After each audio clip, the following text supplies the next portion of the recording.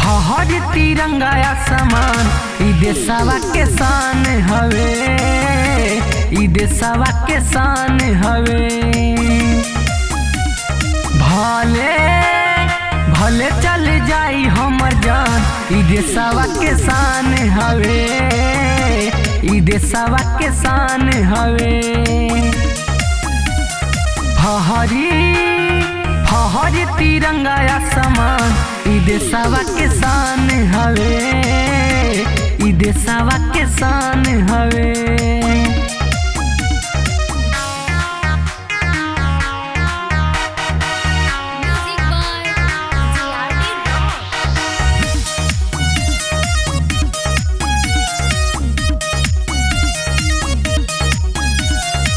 आतंकी जे आही उ बच के ना जाही, सीना पे गोली खाई हो।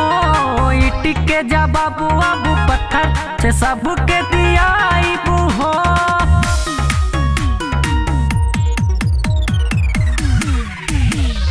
कौनो आतंकी जे आही उ बच के ना जाही, सीना पे गोली खाई हो। ईट के जवाब बाबू पत्थर से सबके दियाई हो।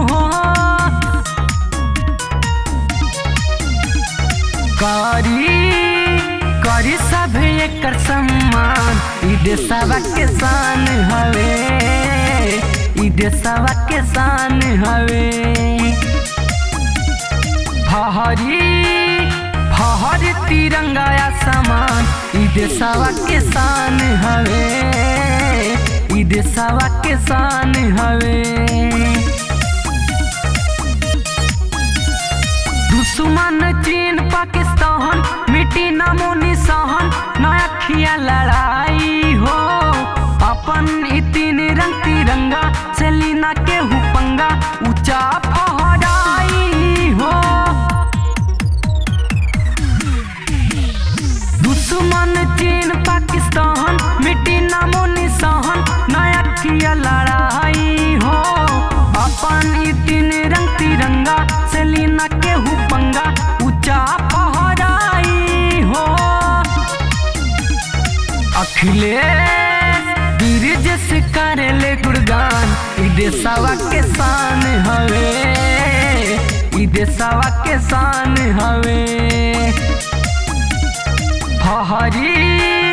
फहरी तिरंगा आसमान ई देशवा के शान हवे, ई देशवा के शान हवे।